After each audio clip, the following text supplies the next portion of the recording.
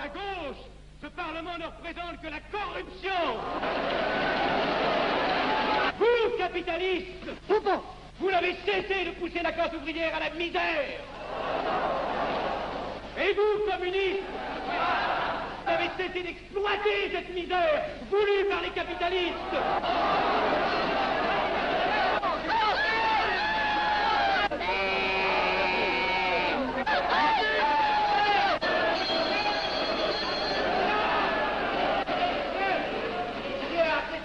Et vous tous, parlementaires, désuets et périmés, insultez-moi le parlementarisme.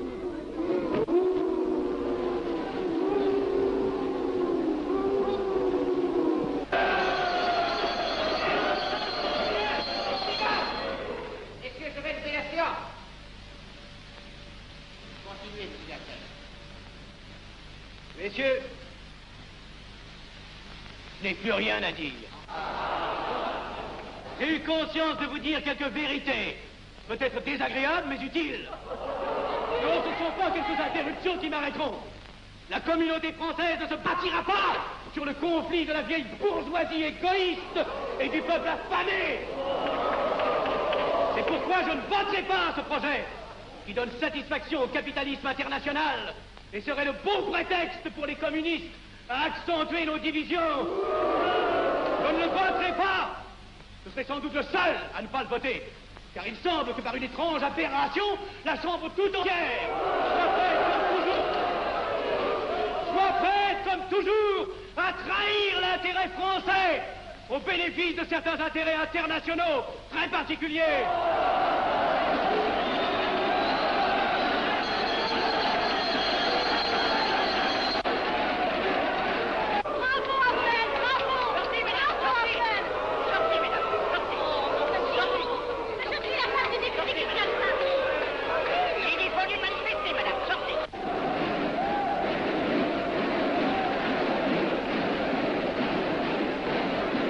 Il a du courage, ce petit Avenel. Ces petits nationaux trop puritains nous font perdre notre temps. Il faudrait l'éduquer un peu. De quelle loge est-il? Il n'est pas de chez nous, mon frère Dubois. Tout s'explique. Voilà un garçon intelligent qui a besoin d'une méthode et de conseils. Présentez-le donc.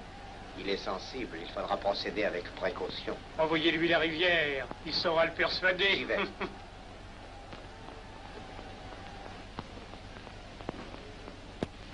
Mon cher vénérable, nous avons un service à vous demander. Enfin, Guédon, je vous suis tout dévoué.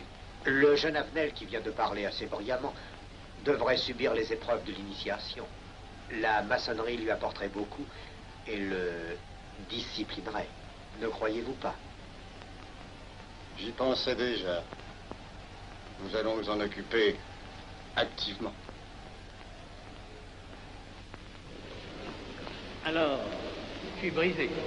Comment avez-vous trouvé mon discours? Excellent. Vous leur avez dit de fort bonnes vérités. Ouais, ça n'a pourtant servi à rien, ils ont voté le projet. Ça ne sert jamais à rien de dire la vérité. Les gens n'aiment pas la vérité. Ils préfèrent de beaucoup les mensonges. Vous êtes cynique. Non. J'ai une certaine expérience politique, déjà ancienne. À propos, voulez-vous venir un peu avec moi? J'ai quelque chose à vous dire. Volontiers.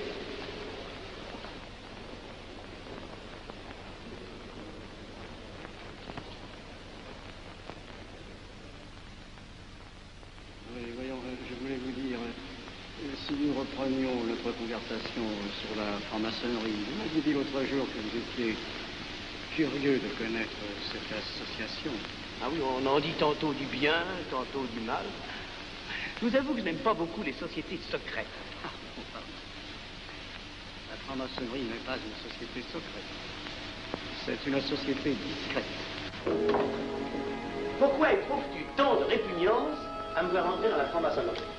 Cette association me semble suspecte.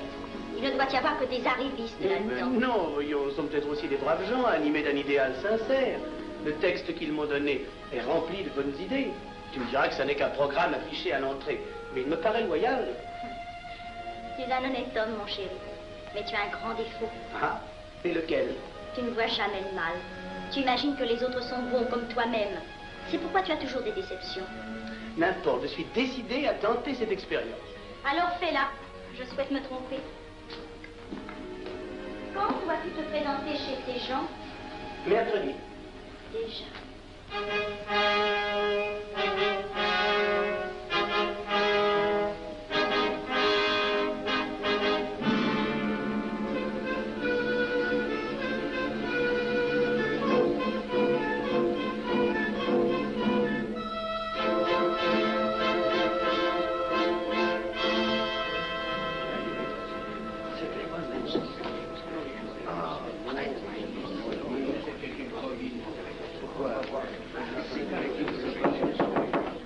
Mes frères, les travaux reprennent force et vigueur. La tenue du comité a voté l'interrogatoire du profane Avnet. Nous allons lire les rapports confidentiels de nos enquêteurs. Pierre Avenel, né en 1902 à Laval, a fait sa première communion. Oh, mon frère, je vous en prie. Mais déclare ne pas pratiquer régulièrement. A même cessé de fréquenter l'église. Très bien. Mais s'avoue spiritualiste.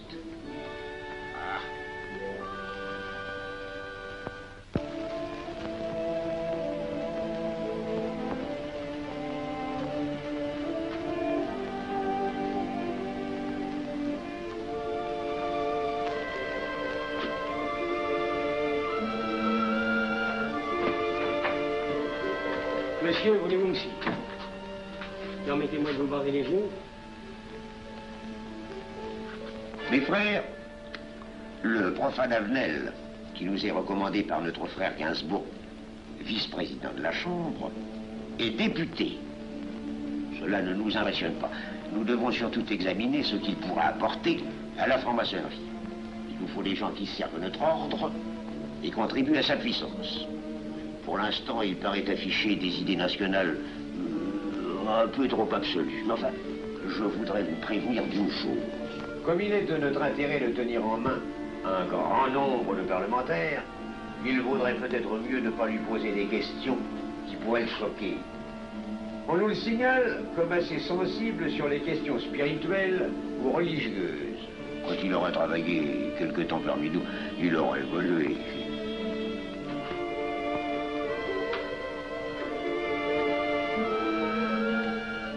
Voilà, le silence le plus absolu, mes frères. Qui frappe ainsi régulièrement à la porte du temple? C'est un profane qui demande à être interrogé, vénérable maître. Faites entrer le profane.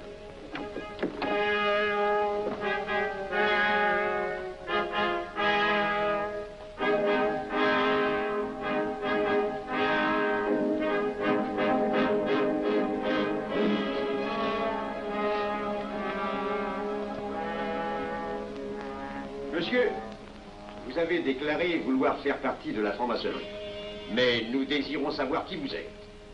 Nous allons donc vous interroger sur vos sentiments, vos croyances, vos idées politiques. Répondez-nous sans vous troubler, mais en nous disant la plus stricte vérité. Consentez-vous à cet interrogatoire? J'y consens. Monsieur, croyez-vous en Dieu? Et pourquoi? Il semblait être déçu par ce premier contact avec la maçonnerie. Mais l'interrogatoire est assez pénible. J'ai dû paraître ridicule. Vous vous trompez. D'autres qui sont passés avant vous ont moins bien répondu. Vous avez été reçu avec une majorité convenable, 16 voix contre 10. Comment, j'ai eu 10 voix contre moi? Non, non. 2 seulement. 2. Mais les voix d'opposition comptent pour 5. Ah, un opposant de plus, et vous étiez blackboulé. La maçonnerie est difficile sur le choix de ses candidats. Pas assez, mon cher, pas assez. Je dois même vous avertir que lorsque vous serez en loge, vous serez déçu. Le milieu maçonnique est épouvantablement médiocre. Vous verrez que vous nous apporterez plus que vous ne recevrez. Mais ces rites dont vous m'avez parlé, ces initiations mystérieuses... De bêtises. Il y en a qui y attachent un certain sens symbolique. La plupart des maçons ritent eux-mêmes de ces vieilles pratiques désuètes. Seulement le jour de votre initiation, tenez-vous bien, les épreuves de la cérémonie ne sont pas commodes.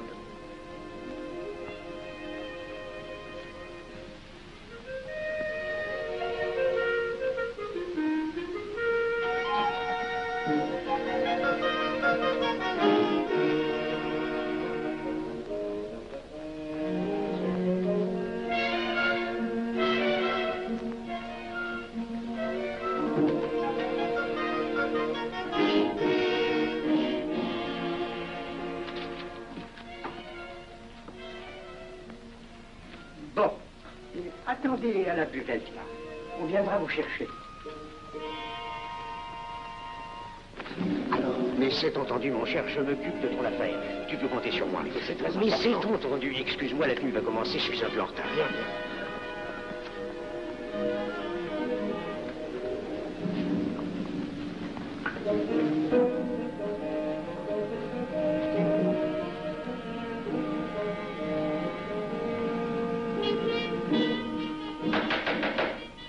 Prenez place, mes frères, nous allons ouvrir les travaux.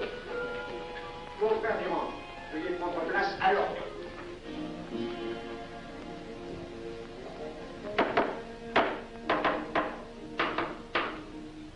Frère premier surveillant, êtes-vous franc-maçon? Mes frères me reconnaissent comme tel, vénérable maître. Frère second surveillant, quel âge avez-vous? 3 ans, vénérable maître. Frère premier surveillant, quel est le premier devoir d'un surveillant en loge? Vénérable maître, c'est de s'assurer que le temple est couvert. Veuillez vous en faire assurer par le frère couvreur.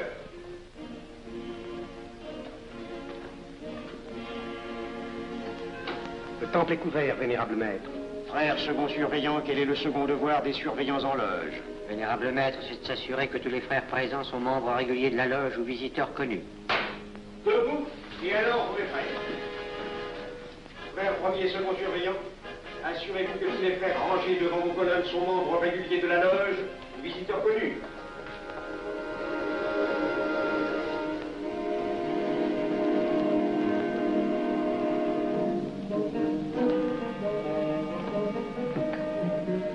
Vénérable maître, les frères qui décorent l'une et l'autre colonne sont membres réguliers de la loge ou visiteurs connus.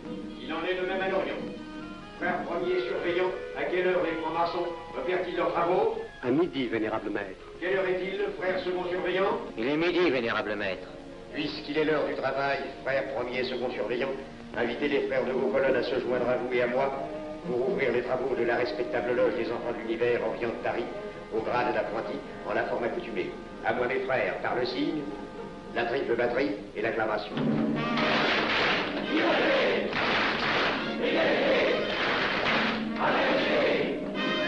Prenez place, mes frères, les travaux sont ouverts. Mes frères, l'ordre du jour appelle l'initiation du profane Avenel. L'atelier a voté dans une précédente tenue la mission du dit profane. Nous allons donc ce soir le recevoir solennellement. Mon frère couvreur, veuillez aller chercher le profane Avenel qui a écrit son testament philosophique dans le cabinet de réflexion.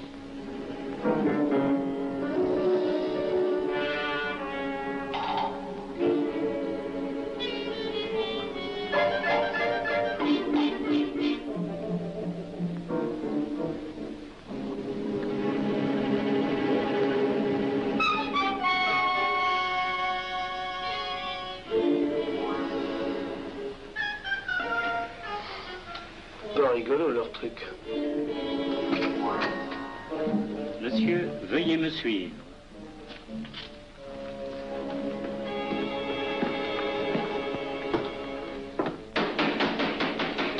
Qui frappe ainsi régulièrement à la porte du temple? Vénérable maître, c'est un profane qui demande à être reçu maçon s'il en est jugé digne. Frères, armez-vous de vos glaives. Faites entrer le profane.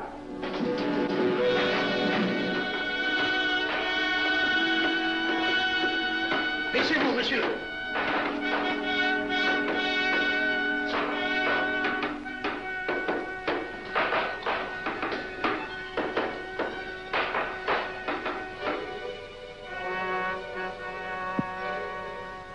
Monsieur, cette épée que vous sentez sur votre poitrine est toujours levée pour punir le parjure. Elle est le symbole du remords qui déchirerait votre cœur si vous deveniez traître à la société dans laquelle vous voulez entrer. Est-ce de votre propre volonté, en pleine liberté, que vous vous présentez parmi nous?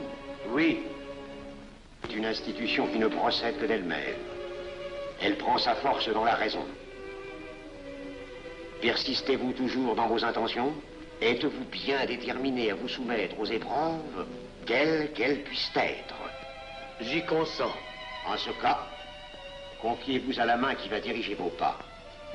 Mais comme il serait imprudent de s'imposer des obligations dont on ne connaîtrait pas l'étendue, il est de la sagesse de cette respectable assemblée de vous dire quels seront vos devoirs si elle vous admet dans son sein.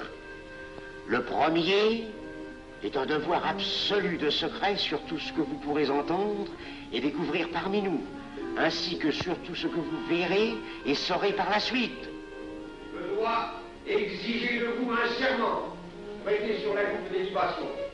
Consentez-vous à le prêter? Oui.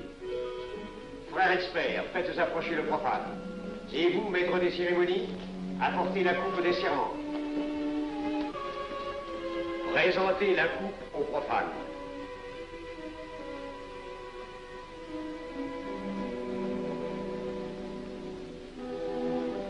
Prononcez avec moi le serment. Je m'engage sur l'honneur, au silence le plus absolu, sur tous les genres d'épreuves qu'on pourra me faire subir. Je m'y engage. Vous devez connaître toute l'importance d'un serment. Si jamais vous manquiez à une parole aussi solennellement donnée, buvez. Buvez! Buvez! Que ce breuvage amer soit pour vous le symbole de l'amertume et du remords que laisserait dans votre cœur le parjure qui aurait souillé vos lèvres. Frère expert, emparez-vous du profane et faites-lui faire son premier voyage.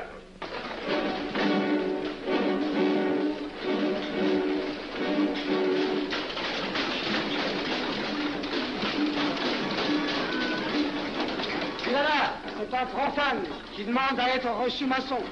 Comment ose-t-il l'espérer? C'est qu'il est libre et de bonne mœurs. Puisqu'il en est ainsi, qu'il passe.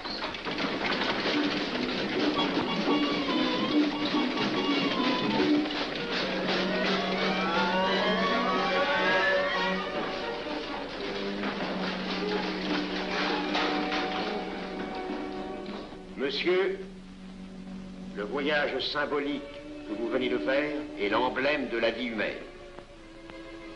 Le bruit que vous avez entendu figure les passions qui l'agitent.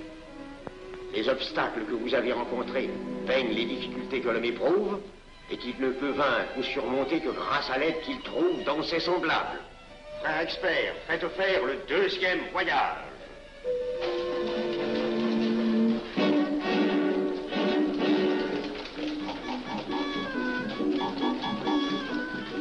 Qui va là?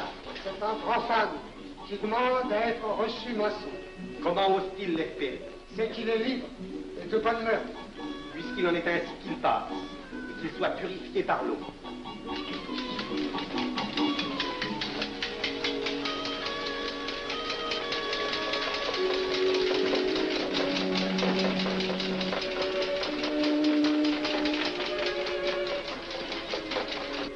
Monsieur, nous avons procédé à l'épreuve de l'eau qui représente l'épuration de votre esprit naissant à la vie maçonnique.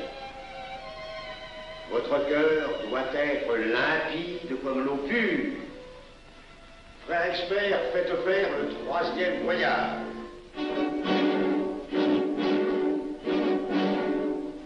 Qui va là? C'est un profane qui demande à être reçu maçon. Comment ose-t-il l'espérer? C'est qu'il est libre et de bonne mœurs.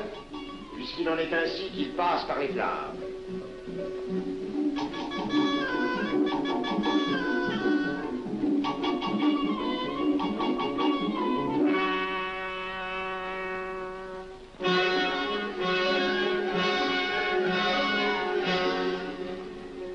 Monsieur, les flammes dont vous avez été environné ont achevé vos épreuves. L'ordre maçonnique dans lequel vous demandez à être admis pourra peut-être un jour exiger que vous versiez jusqu'à la dernière goutte de votre sang pour sa défense et celle de vos frères. Je vais maintenant vous faire prêter serment à la franc-maçonnerie. Frère expert, amenez le profane à l'autel. Mes frères, debout, à l'ordre et glaive aux mains.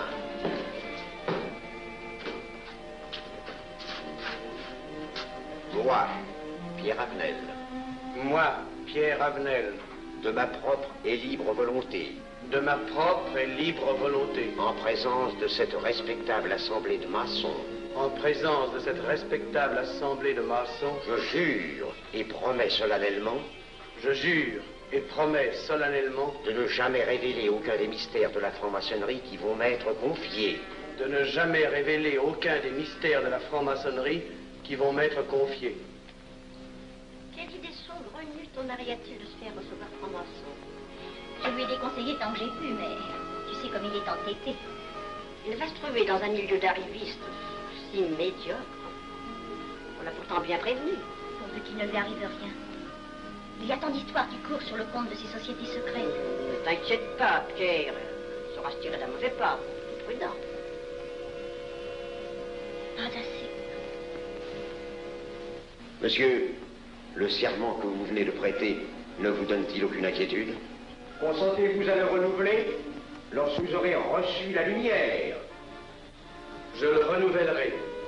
Mes frères, nous allons donner la lumière aux profanes. Frère couvreur, préparez-vous à accomplir votre office. Que la lumière lui soit donnée à mon 3e coup de maillet.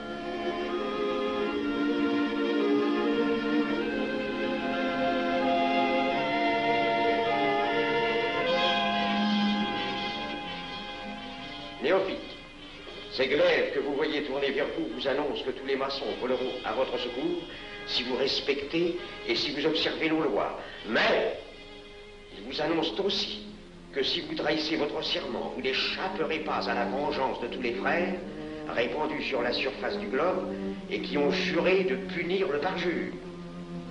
Le jurez-vous, mes frères? Nous le jurons.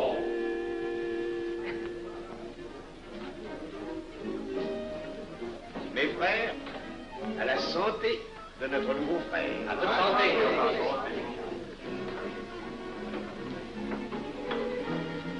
Mon très cher frère, qu'est-ce que vous pensez de cette soirée? Eh bien, c'est curieux. Cette cérémonie est très impressionnante.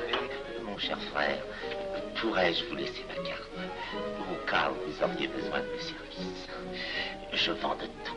De la bonneterie, des chaussures, du savon à des prix invraisemblables. Tu permets, mon cher Lévi-Stein? Je t'en prie.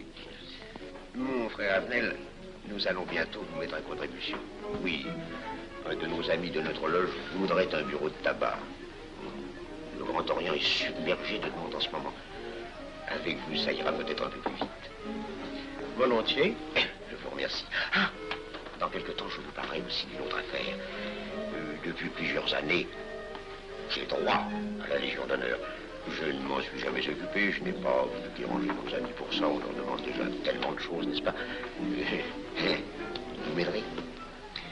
À votre service. Merci beaucoup. Alors, au revoir. Ah non, pas comme ça. Voyez-vous, des petits coups secs avec le pouce, là, comme ça. Pam, pam, pam. Essayez. Pam, pam, pam. Et ben voilà. Avec ce signal-là, on ouvre toutes les portes.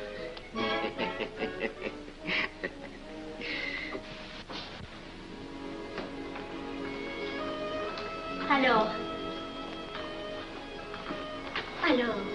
content? Bon.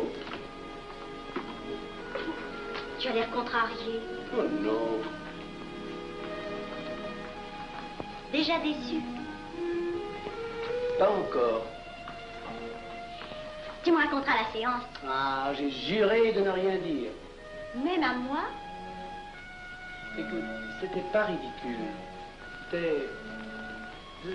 C'était étrange.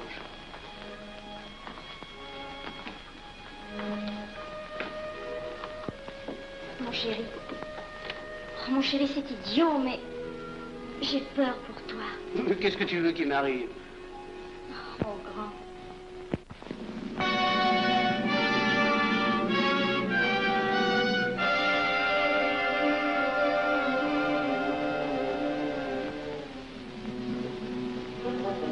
Mon très cher frère Avenel, vous êtes député.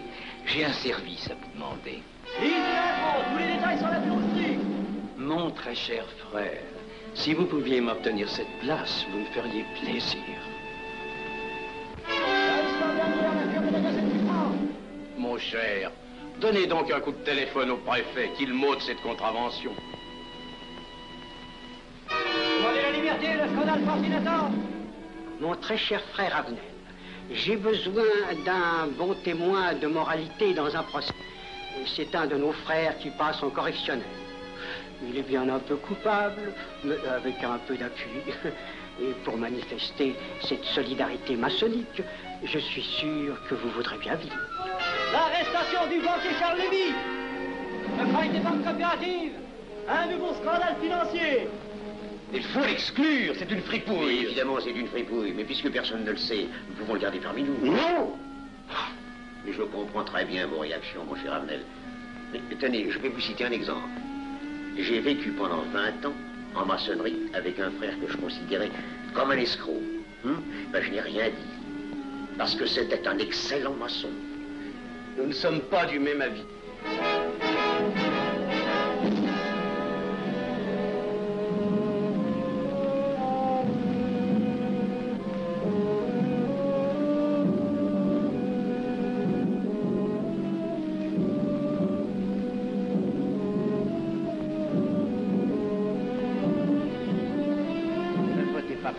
Pourquoi?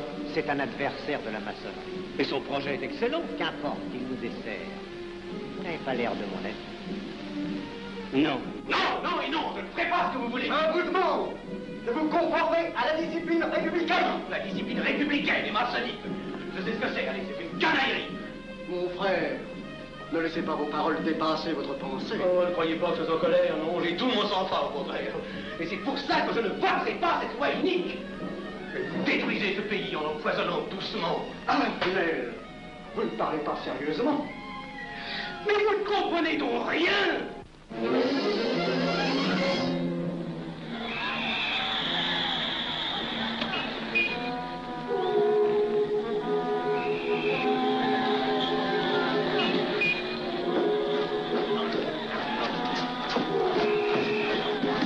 Que se passe-t-il? Regardez. Mais calmez-vous, mon vieux. Ce n'est rien.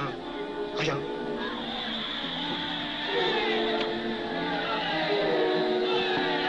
Que croyez-vous qu'on doit faire? Rien. Surtout rien. Pas de pareil cas, il faut attendre. Et croyez-moi, il n'y aura pas d'incident. Tous ces gens vont rentrer se coucher.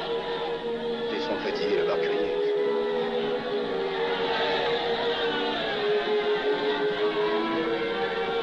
Qu'en pensez-vous, Avenel? Je voudrais être avec eux, place de la Concorde. Vous ne parlez pas sérieusement? J'ai pas envie de rire.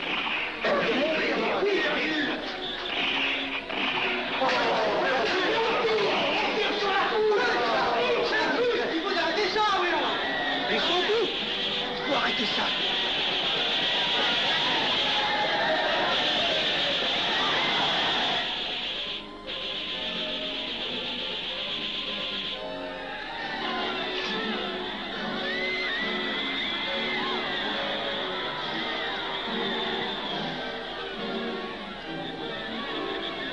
Que faire? Trop tard. On tire encore. Coup de feu.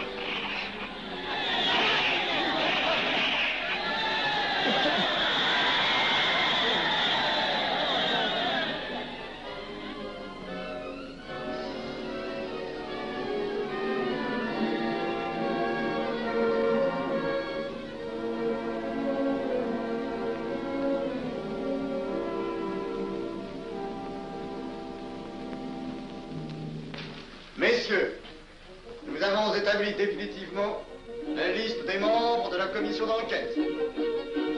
Tout le monde est bien d'accord pour la soumettre au vote de la Chambre.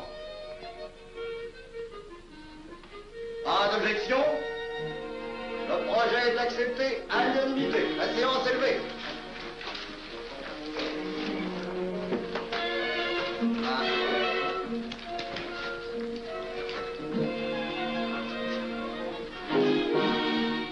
Vous pensez que ça va marcher? Je ne prévois pas d'opposition. Si cela est ainsi, nous risquons de nous en tirer. Je le crois sincèrement. Nos frères députés nous attendent dans un salon voisin. Ils sont impatients de vous entendre. Bah, allons-y. Avenel. À propos, cher ami, je vous ai mis d'office dans la commission d'enquête. Moi, pourquoi? C'est indispensable. J'ai besoin de vous. Venez avec nous. Vos amis nous attendent.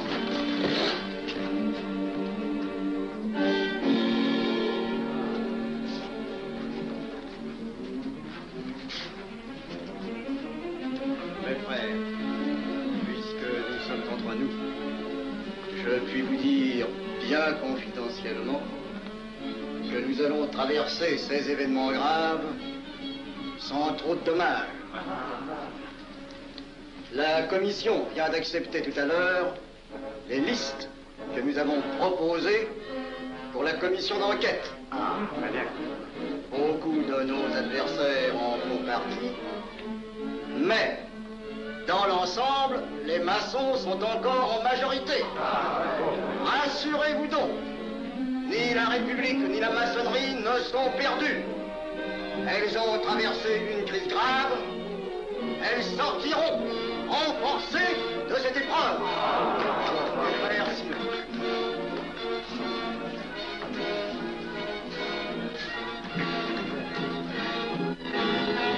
Demandez l'anti-Marfond, le scandale de la commission d'enquête. Demandez l'anti-Marfond, le scandale de la commission d'enquête.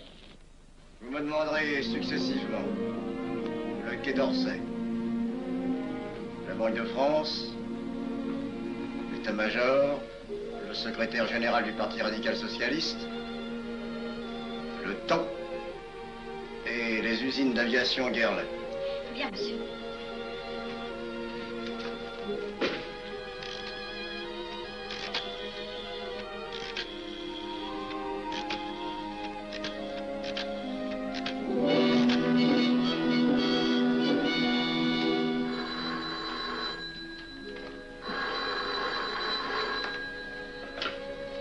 Allô, le chef de cabinet du ministre. Allô? Mais oui, passez-le moi. Lui-même, à vos ordres, mon très cher ami. Je ne peux rien vous dire par téléphone. Il pleut. Vous me comprenez? À merveille. Alertez tous nos amis à l'étranger. Qu'en aucun cas, on ne parle de nous. Silence. Compris. Allô, ici Général Maisonnat. À vos ordres, mon cher Larivière. Je compte sur vous, mon cher général, pour que l'armée ne varie pas politiquement. Elle doit rester divisée, avant tout. Ne craignez rien, j'ai déjà procédé à des changements importants. Tous les officiers suspects d'être contre nous ont été éloignés de Paris et séparés les uns des autres. Mes frères, il est indispensable de franchir cette mauvaise passe. Il ne faut pas trop de mouvement de course. N'est-ce pas, mon frère sous-gouverneur? Nous maintiendrons la monnaie. La presse de droite doit essayer d'attaquer la presse de gauche. Pendant quelque temps. Pour donner le change. C'est entendu.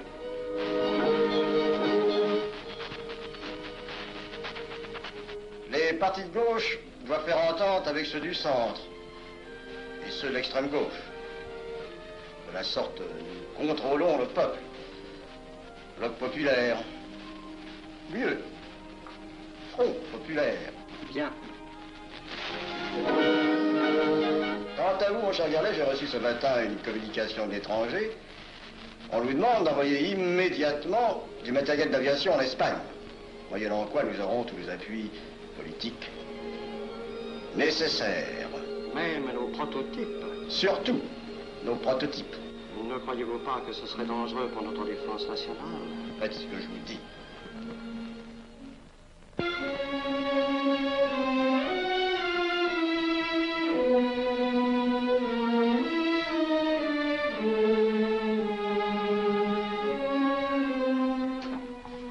Monsieur Avenel.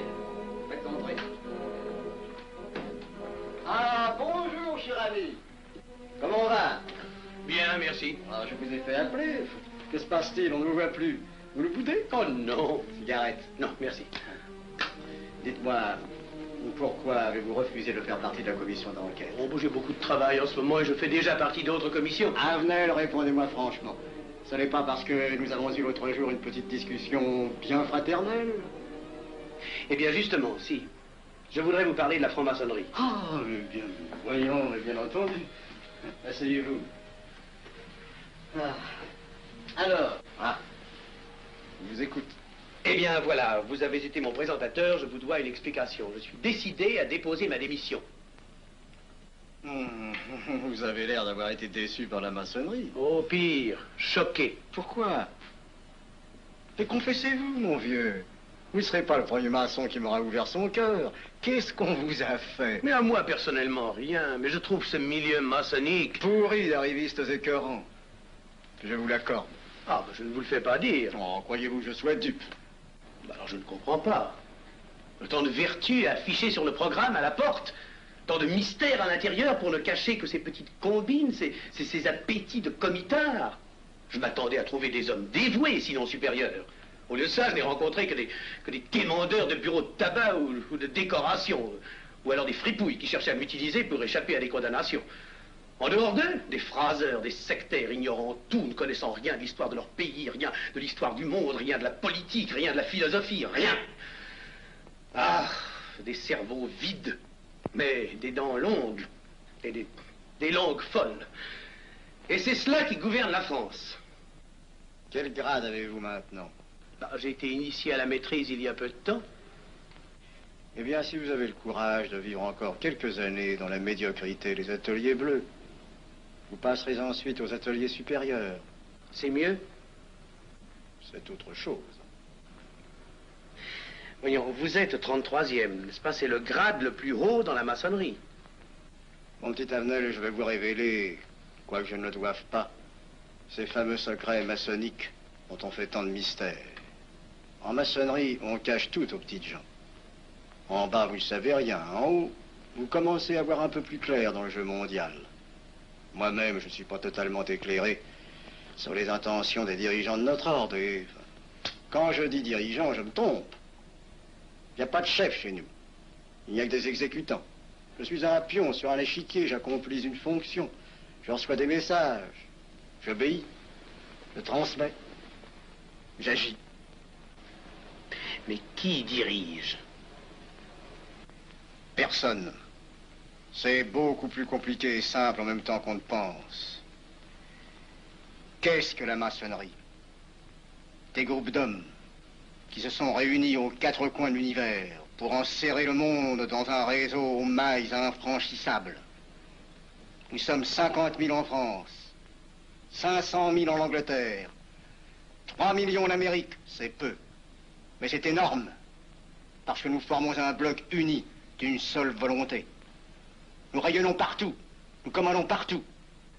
Ici, 300 parlementaires sont francs-maçons. En Angleterre, le roi fait partie de notre ordre. Aux États-Unis, le président est 32e. Il n'y a pas un pays où nous n'ayons nos appuis secrets, nos hommes, nos banques, nos groupes dévoués. Et ceci n'est rien. Je ne vous montre là de la maçonnerie que la puissance physique. Il y a peut-être autre chose. Mais quoi? Une doctrine supérieure. Une antique expérience des forces du monde qui nous permet de pousser les peuples tantôt vers la vie, tantôt vers la mort, quand il le faut. La mort? Je croyais la maçonnerie attachée à la paix. à une certaine paix. Notre paix. Sinon,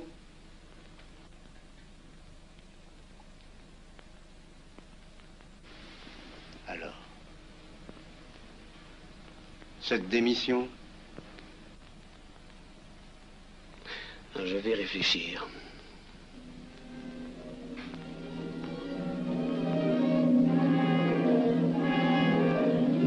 Alors, il n'y a qu'une solution, la guerre.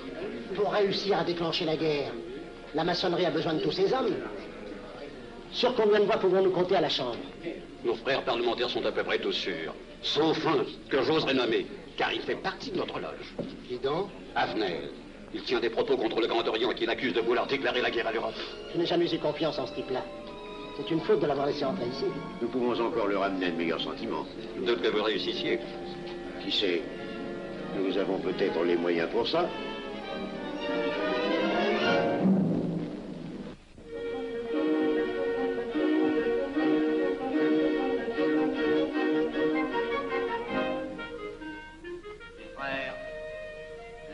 Allemande n'a pas d'appareil. Plus de 2000 accidents d'avion l'année dernière en Allemagne. La ligne Siegfried est à peine construite. Les tanks allemands marchent difficilement. Un détail entre autres qui m'a été rapporté par un de nos frères. Quand leurs tanks sont entrés à Vienne, on s'est aperçu que certains d'entre eux étaient en carton et montés sur des hautes bicyclettes. Croyez-moi, mes frères, il nous serait facile d'abattre le national-socialisme dont les exigences sans cesse accrues deviennent intolérables. Et libérer ainsi nos frères réduisent à l'esclavage. Jamais nous n'avons été plus près. En 15 jours, nous réglerions le sort de l'Allemagne. Notre loi régirait l'Europe définitivement. Notre victoire est sûre. C'est faux. C'est faux. Silence. Ce que dit cet homme est faux. Mon frère, je vous rappelle alors, vous n'avez pas la parole. Je le sais. Je suis député et membre de la commission de la défense nationale. Je ne peux pas laisser se prolonger un discours aussi manifestement erroné. Les appréciations de monsieur, de notre frère, Liechtenstein. Oui, si vous voulez. Sur l'état de l'armée que possède l'Allemagne sont des mensonges. Et ajouter quoi serait de la stupidité. Mais pourquoi vouloir une guerre entre l'Allemagne et la France? Mon frère, vous n'avez pas la parole. Peu m'importe. Mais je tiens à dire qu'aucun motif réel de conflit ne peut être invoqué. Vous le direz tout à l'heure, après l'exposé de notre frère. Non, vous le direz immédiatement, avant d'entendre des stupidités bellicistes. Mais vous tous, maçons, vous poussez à la guerre.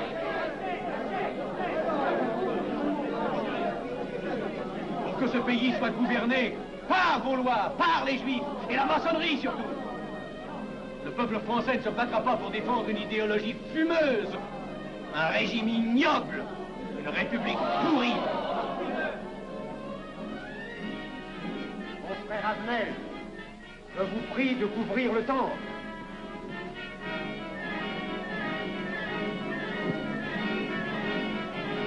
Vous êtes tous des menteurs et des faussaires. Tout chez vous n'est qu'une sinistre comédie.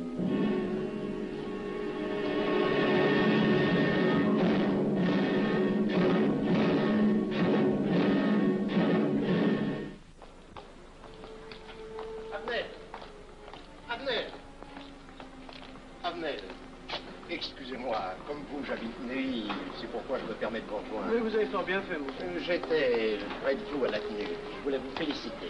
Oh, merci. Vous avez très bien fait de leur crier des vérités. Ce sont des fous. Malheureusement, il est impossible de leur faire entendre raison. Les événements sont pourtant indiscutables. Oui, oui. Dites-moi, j'ai des documents confidentiels sur l'action actuelle de la maçonnerie qui peut-être vous intéresseraient. Des documents? Oui, oui, des documents. Vous êtes député, il serait utile et urgent que je vous les communique. Mais je crois bien, où sont-ils? Chez moi, pas très loin d'ici. Si vous avez quelques minutes. Et volontiers, allons. Alors, qu'est-ce qu'on décide? Pétard ou couteau? Le couteau, ça fait moins de bruit. Attention, les voilà.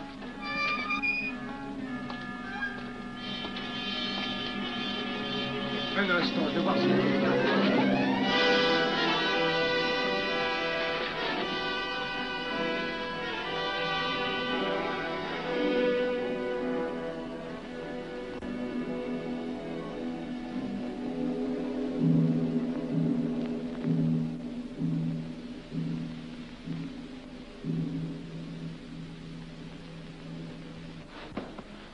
Ne t'inquiète pas, mon chéri. Tu guériras vite. Le docteur a dit maintenant que tu étais sauvé, à condition d'être sage.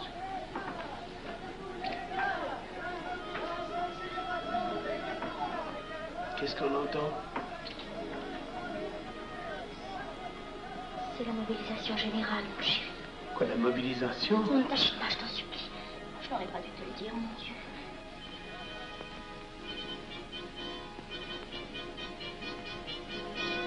T'en fais pas, mon chéri. Tu reviendras vite.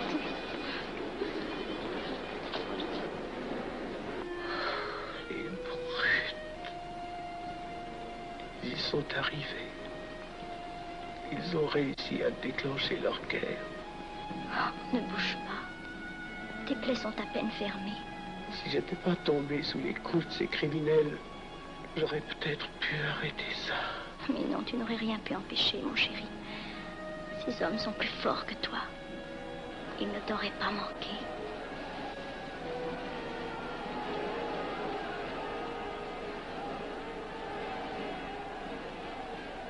Qu'est-ce que c'est?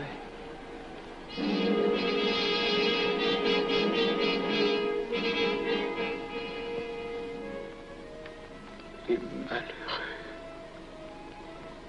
S'ils savaient ce que je sais.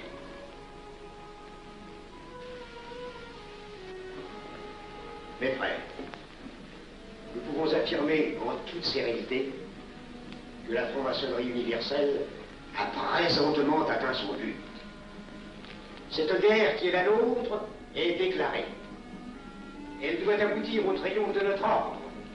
Il importe que le monde soit définitivement gouverné selon nos méthodes et par nos idées. Debout et alors. Frère premier surveillant, à quelle heure ferme-t-on les travaux? À minuit, vénérable maître. Quelle heure est-il, frère second surveillant? Minuit, vénérable maître. Puisqu'il est minuit et que nous avons accompli notre œuvre, je déclare les travaux clos à mon coup de maillet. Retirons-nous en paix, mes frères, sous la loi du silence.